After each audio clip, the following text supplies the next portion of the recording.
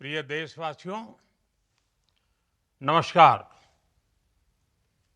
हम सभी ने बीते दिनों में देश का सामर्थ्य और उसका संयम दोनों देखा है। मैं सबसे पहले भारत की पराक्रमी सेनाओं को, सशस्त्र बलों को, हमारी खुफिया एजेंसियों को, हमारे वैज्ञानिकों को, हर भारतवासी की तरफ से सैल्यूट करता हूं। हमारे वीर सैनिकों ने ऑपरेशन सिंदूर के लक्ष्यों की प्राप्ति के लिए असीम शौर्य का प्रदर्शन किया। मैं उनकी वीरता को, उनके साहस को, उनके पराक्रम को आज समर्पित करता हूं हमारे देश की हर माता को, देश की हर बहन को और देश की हर बेटी को ये पराक्रम समर्पित करता हूं। साथियों, 22 अप्रैल को पहलगाम में आतंकवादियों ने जो बर्बरता दिखाई थी, उसने देश और दुनिया को झकझोर दिया था। छुट्टियां मना रहे निर्दोष मासूम नागरिकों को धर्म पूछकर उनके परिवार के सामने, उनके बच्चों के सामने बेरहमी से मार डालना, यह आतंक का बहुत विभत्स चेहरा था, क्रूरता थी। ये देश के सद्भाव को तोड़ने की घिनौनी कोशिश भी थी। मेरे लिए व्यक्तिगत रूप से ये पीड़ा बहुत बड़ी थी। इस आतंकी हमले के बाद सारा राष्ट्र, हर नागरिक, हर समाज, हर वर्ग, हर राजनीतिक दल एक स्वर में आतंक के खिलाफ कड़ी कार्रवाई के लिए उठ खड़ा हुआ।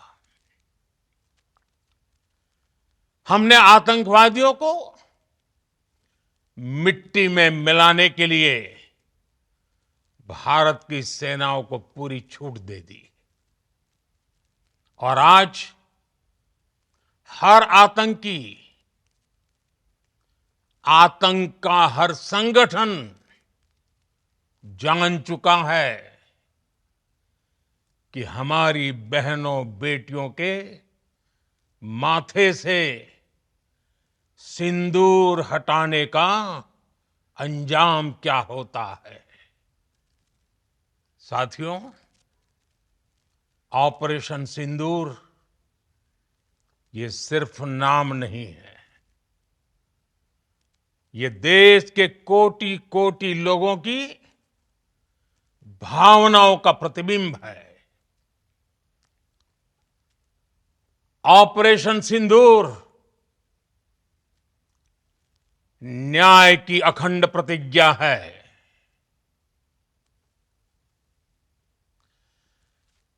6 मई की देर रात, 7 मई की सुबह पूरी दुनिया ने इस प्रतिज्ञा को परिणाम में बदलते देखा है। भारत की सेनाओं ने पाकिस्तान में आतंक के ठिकानों पर, उनके ट्रेनिंग सेंटर्स पर सटीक प्रहार किया। आतंकियों ने सपने में भी नहीं सोचा था कि भारत इतना बड़ा फैसला ले सकता है। लेकिन जब देश एकजुट होता है, नेशन फर्स्ट की भावना से भरा होता है, राष्ट्र सर्वोपरि होता है, तो फौलादी फैसले लिए जाते हैं,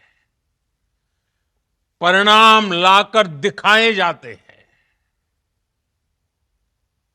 जब पाकिस्तान में आतंक के अड्डों पर भारत की मिसाइलों ने हमला बोला, भारत के ड्रोन्स ने हमला बोला,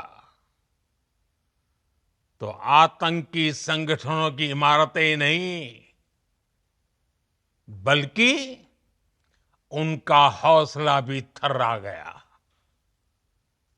बहावलपुर और मुरिद के जैसे आतंकी ठिकाने एक प्रकार से ग्लोबल टेररिज्म की यूनिवर्सिटीज रही है। दुनिया में कहीं पर भी जो बड़े आतंकी हमले हुए हैं, चाहे 9/11 हो,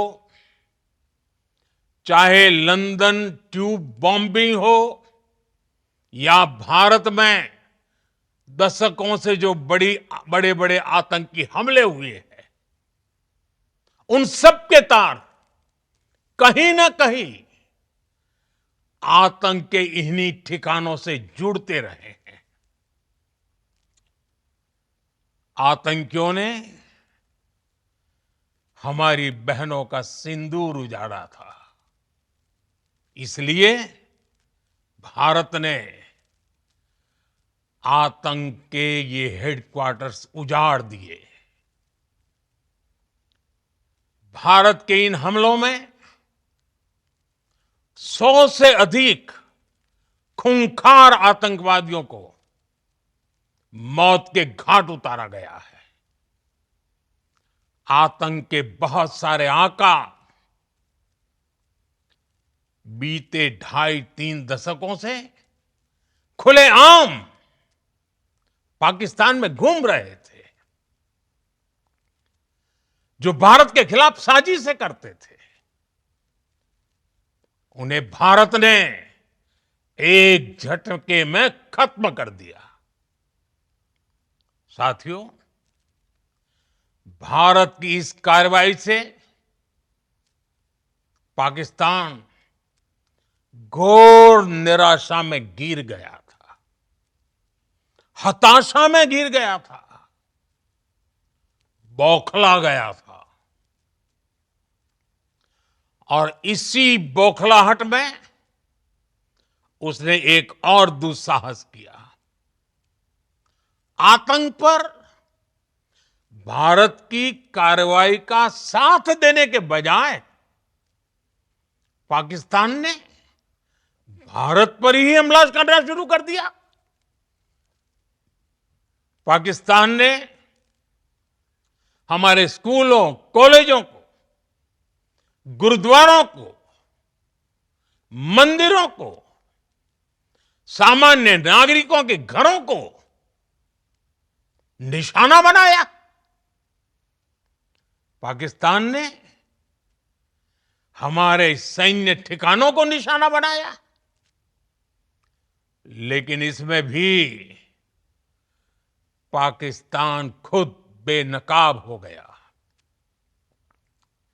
दुनिया ने देखा कि कैसे पाकिस्तान के ड्रोन्स, पाकिस्तान की मिसाइलें भारत के सामने तिनके की तरह बिखर गई। भारत के सशक्त एयर डिफेंस सिस्टम ने उन्हें आसमान में ही नष्ट कर दिया। पाकिस्तान की तैयारी सीमा पर वार की थी, लेकिन भारत ने पाकिस्तान के सीने पर वार कर दिया। भारत के ड्रोन्स, भारत की मिसाइलों ने सटीकता के साथ हमला किया।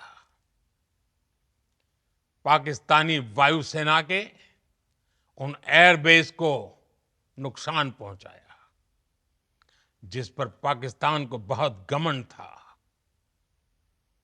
भारत ने पहले 3 दिनों में ही पाकिस्तान को इतना तबाह कर दिया, जिसका उसे अंदाजा भी नहीं था। इसलिए भारत की आक्रामक कार्रवाई के बाद पाकिस्तान बचने के रास्ते खोजने लगा। पाकिस्तान दुनिया भर में तनाव कम करने के लिए गुहार लगा रहा था, और बुरी तरह पीटने के बाद इसी मजबूरी में 10 मई की दोपहर को पाकिस्तानी सेना ने हमारे डीजीएमओ को संपर्क किया।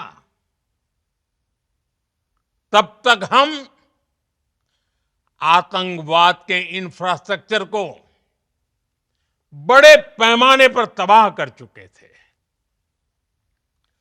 आतंकियों को मौत के घाट उतार दिया गया था।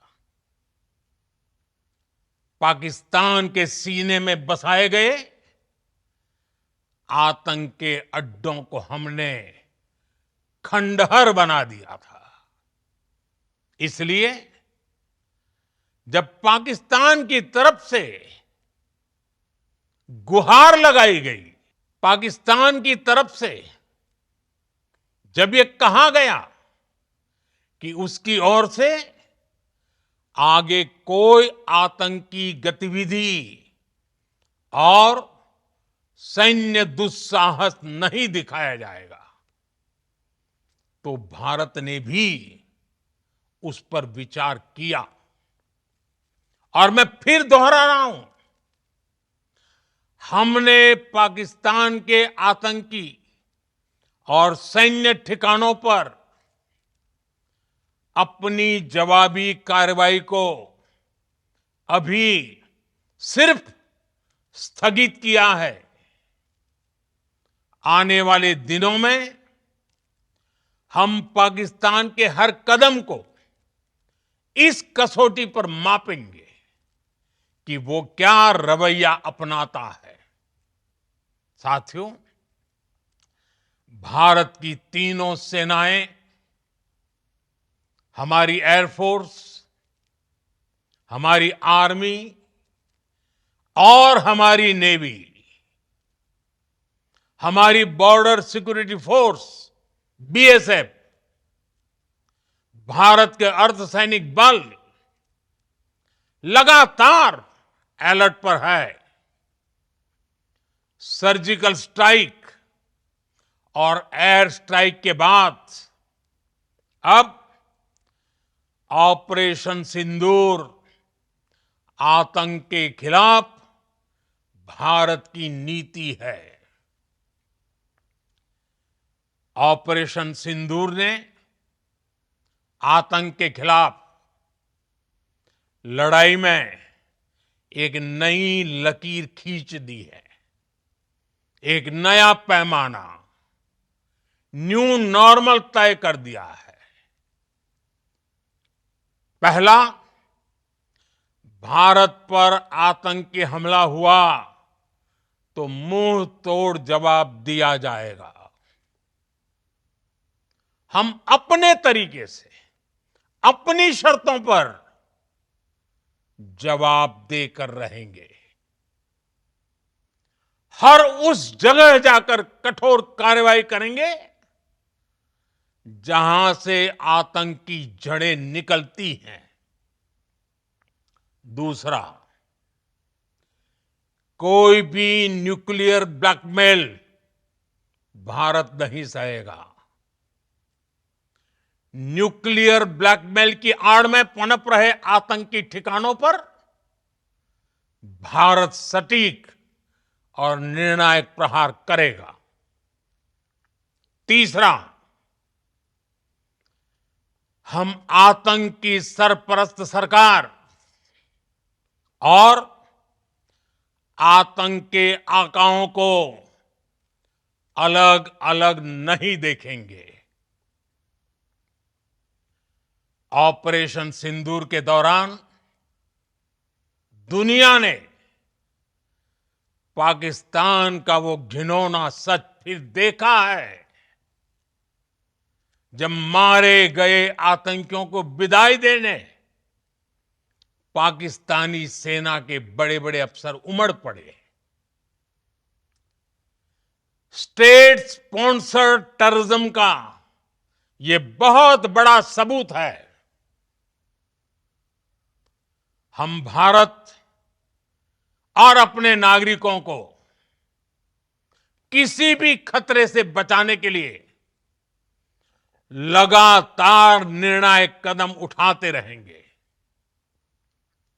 साथियों, युद्ध के मैदान पर हमने हर बार पाकिस्तान को धूल चटाई है और इस बार ऑपरेशन सिंदूर ने नया आयाम जोड़ा है।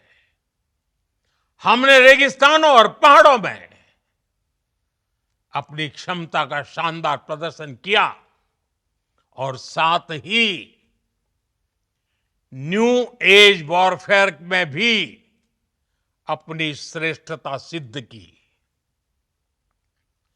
इस ऑपरेशन के दौरान हमारे मेड इन इंडिया हथियारों की प्रामाणिकता सिद्ध हुई।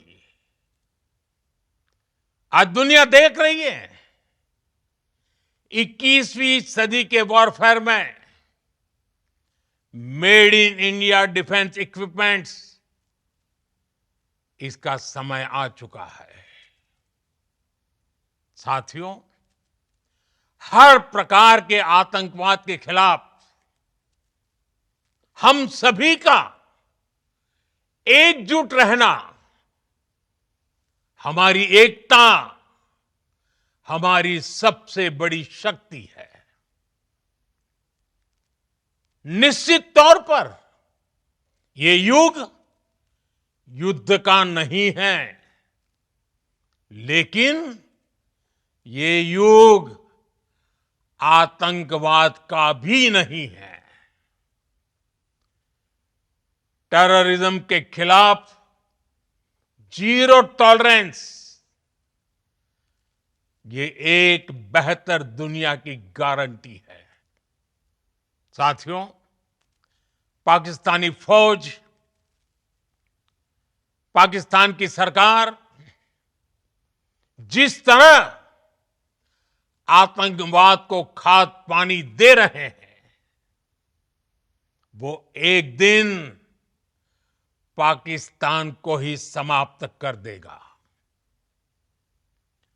पाकिस्तान को अगर बचना है तो उसे अपने टेरर इंफ्रास्ट्रक्चर का सफाया करना ही होगा।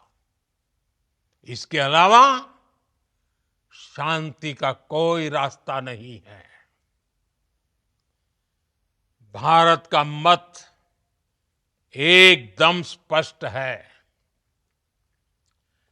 टेरर और टॉक एक साथ नहीं हो सकते। टेरर और ट्रेड एक साथ नहीं चल सकते और पानी और खून भी एक साथ नहीं बह सकता। मैं आज विश्व समुदाय को भी कहूंगा, हमारी घोषित नीति रही है अगर पाकिस्तान से बात होगी तो टेररिज्म पर ही होगी। अगर पाकिस्तान से बात होगी तो पाक ऑक्युपाइड कश्मीर पीओके उस पर ही होगी। प्रिय देशवासियों, आज बुद्ध पूर्णिमा है। भगवान बुद्ध ने हमें शांति का रास्ता दिखाया है। शांति का मार्ग भी शक्ति से होकर जाता है। मानवता शांति और समृद्धि की तरफ बढ़े, हर भारतीय शांति से जी सके, विकसित भारत के सपने को पूरा कर सके, इसके लिए भारत का शक्तिशाली होना बहुत जरूरी है। और आवश्यकता पड़ने पर इस शक्ति का इस्तेमाल भी जरूरी है। और पिछले कुछ दिनों में भारत ने यही किया है। मैं एक बार फिर भारत की सेना और सशस्त्र बलों को सैल्यूट करता हूं। हम भारतवासी के हौसले, हर भारतवासी का एकजुटता का शपथ, संकल्प, मैं उसे नमन करता हूं। बहुत बहुत धन्यवाद। भारत माता की जय। भारत माता की जय। भारत माता की जय।